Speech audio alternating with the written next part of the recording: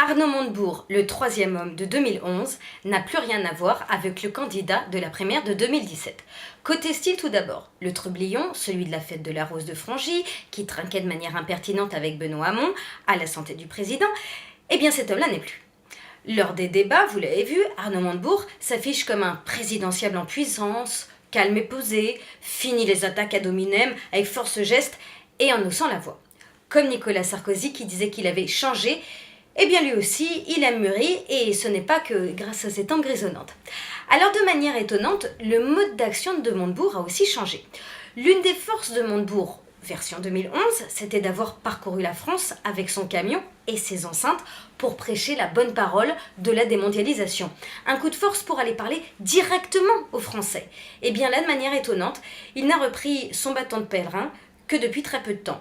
Il a repris son stand-up à Bordeaux, à Lille ou à Marseille, mais c'est peut-être un peu tard. Et puis sur le front, existe la démondialisation, thème très porteur. Alors il est vrai qu'entre Mélenchon et Hamon, il fallait se positionner. Le voici donc proche des patrons, des petits patrons, misant sur les PME, sur le travailler plus pour gagner mieux, contrairement au salaire universel de Benoît Hamon qu'il pourfend. Il est le candidat de la feuille de paye méritée et valorisante. Mais attention, point de vue mondialisation et ses dérives, il a trouvé l'idée d'un nouveau responsable, ponctionner le surprofit des banques. Les assureurs et leurs surprofits, pas de problème.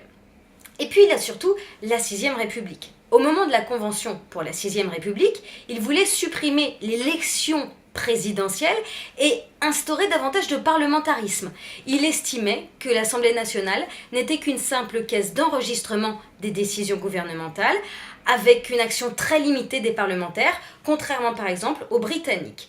Et bien là, très étonnamment, sa proposition concerne une limitation du nombre de parlementaires et de leur mode de sélection, façon loto pour les sénateurs, comme les jurés d'assises. Alors, sur la forme, comme sur le fond, Arnaud Montebourg a changé. Mais attention, n'oubliez pas la maxime, chasser le naturel, il revient au galop.